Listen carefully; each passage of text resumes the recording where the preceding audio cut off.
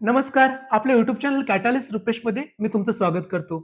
आजच्या युट्यूब सेशनमध्ये आपण पाहणार आहोत ग्रोथ अँड डेव्हलपमेंट म्हणजे वृद्धी आणि विकासामधील फरक. सुरुवातीला आपण पाहूया वृद्धीमध्ये पॉइंट नंबर 1. वृद्धि शरीर के आकार, वजन, लंबाई में होने वाले मात्रात्मक परिवर्तनों को दर्शाती है.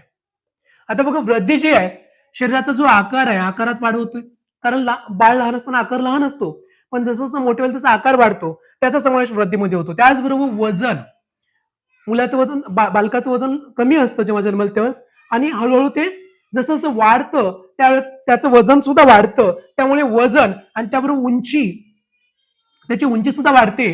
या सर्वांचा समावेश जो आहे तो वृद्धीमध्ये होतो. म्हणजेच एक मात्रात्मक परिवर्तने मात्रात्मक बदल आहेत म्हणजेच मराठीमध्ये संख्यात्मक बदल आहेत कारण याला वेगवेगळ्या परिमाणांच्या सहाय्यानं मापनाचे जे परिमाणे आहेत त्याच्या सहाय्यानं आपण मोजू शकतो. म्हणून वृद्धी एक संख्यात्मक बदल आहे ज्याला हिंदीमध्ये मात्रात्मक परिवर्तन म्हणतात. कोणतं परिवर्तन? मात्रात्मक परिवर्तन. कारण आपण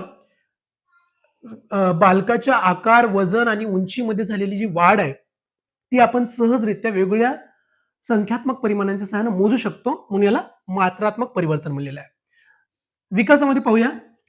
विकास एक व्यापक प्रक्रिया है जिसमें वृद्धि के साथ साथ संज्ञानात्मक, सामाजिक, संवेगात्मक, कार्यात्मक एवं गुणात्मक परिवर्तन भी शामिल है. आता बघा ही एक छोटीशी संकल्पना होती कारण याच्यामध्ये फक्त शारीरिक बदल दर्शवलेले आहेत जसे की आकार वाढणे, वजन वाढणे, उंची वाढणे. पण ज्यावेळेस आपण विकासाच्या बाबतीत विचार करतो तेव्हा या वृद्धीचा समावेश या विकासामध्ये ऑलरेडी होतो. त्याचबरोबर वृद्धी बरोबरच इतर काही क्षेत्र आहेत ज्यांचा समावेश सुद्धा वृद्धीमध्ये होतो. फॉर एक्झाम्पल संज्ञानात्मक विकास. संज्ञानात्मक विकासामध्ये विचार करणे, त्यानंतर स्मरण क्षमता, तर्क करणे, त्याच्यानंतर समस्या निराकरण या विविध संकल्पनांचा समावेश याच्यामध्ये होतो. त्यानंतर पुढचा सामाजिक विकास. सामाजिक विकासामध्ये इंटरपर्सनल स्किल्स आणि इंट्रापर्सनल स्किल्स. इंटरपर्सनल स्किल्स म्हणजे एका व्यक्तीच्या समाजातील अनेक व्यक्तीबरोबर होणाऱ्या क्रिया आणि इंट्रापर्सनल स्किल्स म्हणजे व्यक्तीची स्वतःची स्वजाणीव किंवा सेल्फ अवेअरनेस ज्याला आपण म्हणतो त्याचा समावेश इंट्रापर्सनल स्किल्स मध्ये होतो. त्याचबरोबर संवेगात्मक क्षेत्र म्हणजे मराठीमध्ये आपण त्याला भावनिक क्षेत्र म्हणतो, भावनिक बुद्धिमत्ता म्हणतो. या भावनिक बुद्धिमत्तेचा विकास सुद्धा विकासामध्ये समाविष्ट होतो. त्याचबरोबर कार्यात्मक म्हणजे एखादी व्यक्ती मोठी किती कार्यक्षम बनलेली आहे त्याचा समावेश सुद्धा याच्यात विकासामध्ये होतो. म्हणून या सर्वांचा समावेश होतो म्हणून याला आपण गुणात्मक परिवर्तन म्हणलेलं आहे कारण गुणात्मक बदल आहे म्हणून याला आपण इझिली संख्यात्मक परिमाणांच्या सहाय्याने मोजू शकत नाही. फॉर एक्झाम्पल आपण जर इथं जर उंची, वजन किंवा आकार जर विचारात घेतला तर आपण सहजरित्या संख्यात्मक परिमाणाच्या सहाय्याने मोजू शकतो. पण ज्यावेळेस आपण संज्ञानात्मक विकास म्हणजे समस्या निराकरण क्षमता घेऊया, एखाद्याची समस्या निराकरण क्षमता किती प्रमाणात वाढलेली आहे ना याला आपण संख्यात्मक परिमाणाच्या सहाय्याने मोजू शकत नाही. त्याचं फक्त निरीक्षण करू शकतो आणि नोंदवू शकतो. त्यामुळे याला आपण गुणात्मक परिवर्तन म्हणलेलं आहे. संख्यात्मक परिमाणांच्या सहाय्याने याला मोजता येत नाही.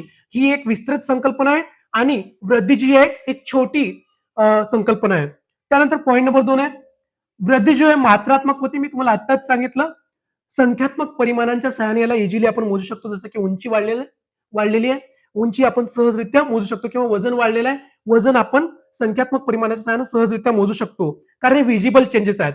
पण विकासाच्या बाबतीत असं नाहीये. विकास मात्रात्मक किंवा गुणात्मक होत आहे. मात्रात्मक का असतो? कारण वृद्धीचा समावेश या विकासामध्ये झालेला आहे. तुम्हाला अगोदर सांगले वृद्धीचा समावेश विकासामध्ये झालेला आहे त्यामुळे हे मात्रात्मक आहे म्हणजे याला संख्यात्मक परिमाणाच्या सहाय्याने काही अंशी मोजता येतं. पण गुणात्मक जसे की फॉर एक्झाम्पल आपण लँग्वेज डेव्हलपमेंट घेऊया. बालक जेव्हा लहान असतो तेव्हा रडतो, त्यानंतर कुईंग, त्याच्यानंतर बबलिंग, त्याच्यानंतर पुढे मग छोटे छोटे वर्ड्स बोलतो, त्याच्यानंतर छोटे छोटे सेंटेन्स सोपे सेंटेन्सेस बोलतो, वाक्य बोलतो. त्यानंतर जसं जसं मोठा होईल तसं तो जास्त किचकट म्हणजे जटिल असे वाक्य बोलायला लागतो आणि हा त्याचा भाषाही विकास जो आहे तो जन्मापासून मरेपर्यंत चालू राहतो. पण याचा भाषाही विकास एवढा झालेला आहे तेवढा झालेला आहे असं संख्यात्मक परिमाणामध्ये आपण मोजू शकत नाही. म्हणून विकास जो आहे गुणात्मक सुद्धा असतो आणि मात्रात्मक सुद्धा असतो. मात्रात्मक का असतो? कारण वृद्धीचा याच्यात समावेश आहे. आणि गुणात्मक का असतो? कारण याच्यामध्ये खूप जटिल संकल्पना समाविष्ट आहेत, ज्यांना की आपण संख्यात्मक परिमाणांच्या सहाय्यानं मोजू शकत नाही. पॉइंट नंबर 3, वृद्धि जो है कोशिकाओं के गुणन से होती है और विकास जो है पर्यावरण और अनुवंश के साथ अंतक्रिया से होता है. आता वृद्धी जी आहे, आपल्या शरीरामध्ये पेशी विभाजन होतं आपल्याला माहिती आहे.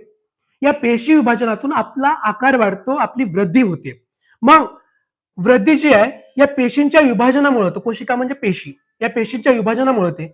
पण आपला जो विकास आहे, आपण आपण ज्या पर्यावरणात राहतो ते पर्यावरण आणि जे जीन्स आपल्या आईवडिलांकडून आपल्या पूर्वजाकडून आपल्याकडे ट्रान्सफर झालेले आहेत, त्या जीन्स म्हणजे जनुके, या जनुकानुसार जनुकांशी आपण जी काही आंतरक्रिया करतो त्याच्यासोबत आपला विकास होतो.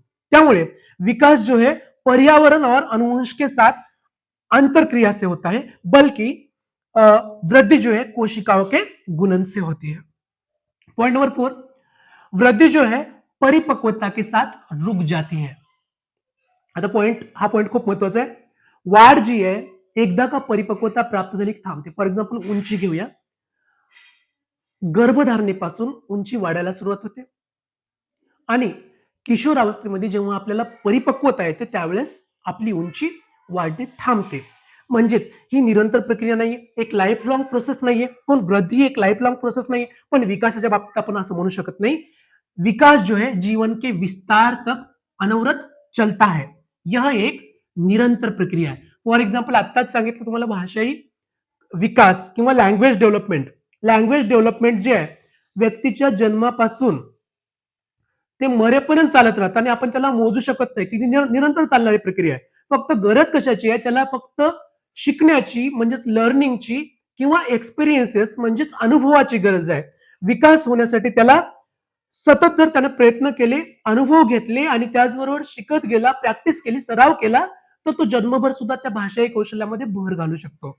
पॉइंट नंबर 5, वृद्धि जो है अवलोकन योग्य या मापन योग्य होती है, बल्कि विकास जो है पूर्णतया अवलोकन योग्य या मापन योग्य नाहीये. तुम्हाला आत्ताच सांगितलं वृद्धीमधले जे बदल आहेत, आकारामध्ये होणारा बदल, वजनामध्ये होणारा बदल किंवा उंचीमध्ये होणारा जो बदल आहे त्याला आपण संख्यात्मक परिमाणांच्या सहाय्याने इझिली मोजू शकतो.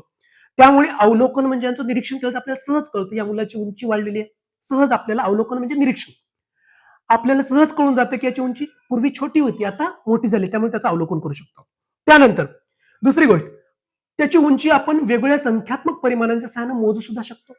मीटर मध्ये सेंटीमीटर मध्ये आपण सहजरित्या मोजू शकतो. म्हणून वृद्धि जो है अवलोकन योग्य है और मापन योग्य है. लेकिन विकास के बारे में जब हम बात करते हैं, विकास पूर्णतया अवलोकन योग्य या मापन योग्य नहीं है. हा विकास जो है पूर्णतः अवलोकन योग्य किंवा मापन योग्य नाही आहे.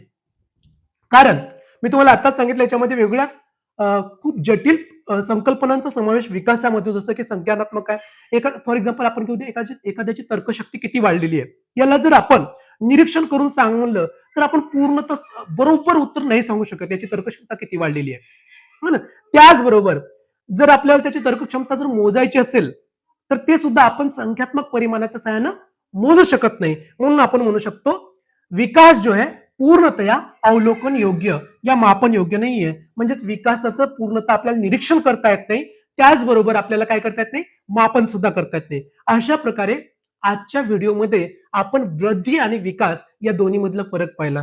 तुम्हाला जर माझा व्हिडिओ आवडला असेल तर माझ्या चॅनलला सबस्क्राईब करा, या व्हिडिओला लाईक करा आणि शेअर करा. धन्यवाद.